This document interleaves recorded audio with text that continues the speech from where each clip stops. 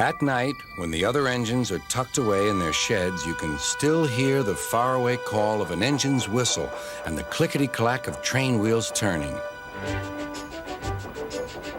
This is the sound of the mail train. One train is pulled by Thomas and the other by Percy, as the loads are too heavy for one engine to do the work alone. The mail is loaded into freight cars at the harbors, and the engines pull their trains through the silent stations, delivering their precious loads.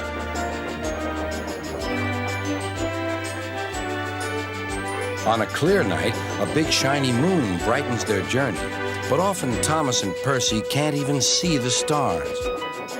But whatever the weather, lamps along the track always light their way.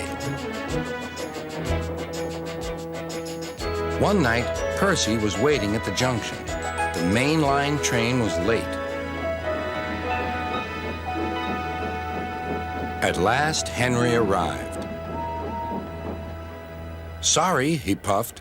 The mail boat from the mainland was delayed. Come on, Percy, said his driver. Let's make up for lost time.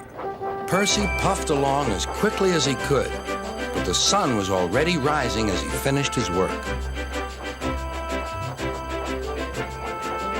Never mind, thought Percy. It's nice to be up and about when it's the start of a new day and there's no one else around. Percy was not alone for long. Bother, said Percy. It's that dizzy thing, Harold. Good morning, whirred Harold. I always said railways were out of date, but you're so slow with the mail. You should give everyone their stamps back. Percy was too tired to explain. Bird brain, he muttered. Good morning, Percy, called Duck. You're up early this morning? No, you're wrong, sighed Percy. I'm back, tired and late. He rolled into the shed and fell asleep almost before his buffers touched the bar. His driver decided to set off early that evening. Thomas was waiting at the station. Thank goodness I have a chance to speak to you. Driver says that the person in charge of the mail has complained to Sir Topham Hatt about the delay last night. But that wasn't my fault, replied Percy. I know, said Thomas, and so does Sir Topham Hatt. But this mail person wouldn't listen. Tonight we'll just have to be quicker than ever before. The engines were just leaving when they heard a familiar buzzing. I say, you two, there's news flying about. Where? Puffed Percy crossly. All over the place. They're going to scrap the mail train and use me instead. Wings work wonders, you know. Always. Rubbish, huffed Thomas. That night, everything ran like clockwork. Thomas and Percy steamed through the stations, making good time everywhere they went.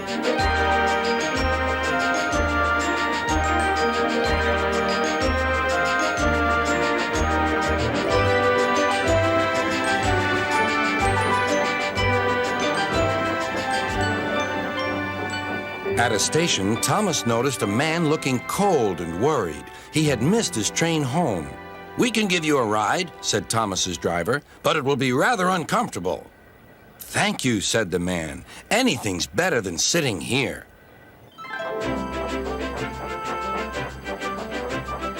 The next afternoon, Percy passed the airfield and saw Harold. Hello, Lazy Wings. Are you too tired to fly today? The wind's too strong, grumbled Harold. I've been grounded. You need rails, laughed Percy. They work wonders, you know.